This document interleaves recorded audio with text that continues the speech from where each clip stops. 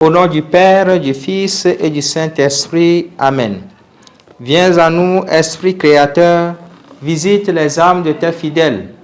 Emplis de la grâce d'en haut les cœurs que tu as créés. Fais-nous connaître Dieu le Père, révèle-nous le Fils, et toi, leur commun esprit, fais-nous toujours croire en toi. Évangile de Jésus-Christ selon saint Luc. En ce temps-là, Jésus disait à ses disciples, « Un homme riche avait un gérant qui lui fut dénoncé comme dilapidant ses biens. Il le convoqua et lui dit, « Qu'est-ce que j'apprends à ton sujet?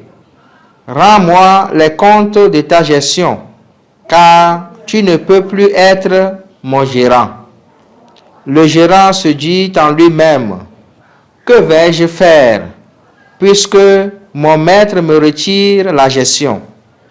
Travailler la terre, je n'en ai pas la force. Mendier, j'aurai honte. Je sais ce que je vais faire pour qu'une fois renvoyé de ma gérance, des gens m'accueillent chez eux. » Il fit alors venir un par un ceux qui avaient des dettes envers son maître. Il demanda au premier, « Combien dois-tu à mon maître? » Il répondit, « 100 barils d'huile. » Le gérant lui dit, « Voici ton reçu. Vite, assieds-toi et écris 50. » Puis il demanda à un autre, « Et toi, combien dois-tu? » Il répondit, « 100 sacs de blé. » Le gérant lui dit, « Voici ton reçu, écris 80. » Le maître fit l'éloge de ce gérant malhonnête, car il avait agi avec habileté. En effet, les fils de ce monde sont plus habiles entre eux que les fils de la lumière. Acclamons la parole de Dieu. Louange à toi, Seigneur Jésus. Frères et sœurs, aujourd'hui, vendredi 4 novembre 2022, nous fêtons Saint Charles Borromée. L'évangile de ce jour nous invite à l'habileté, à la capacité de prévoir et de contribuer ainsi à notre bonheur futur. Lutter pour un meilleur lendemain dans le royaume des cieux implique une ruse. C'est la ruse de la charité, la ruse du partage, la ruse de la miséricorde.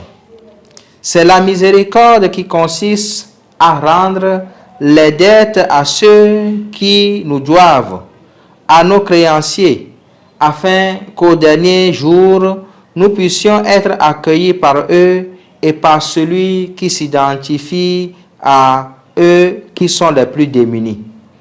Voilà pourquoi Jésus invite les fils de la lumière à être habiles, avisés et prompts dans la générosité et dans la miséricorde. Le gérant infidèle se montre généreux avec les biens de son maître.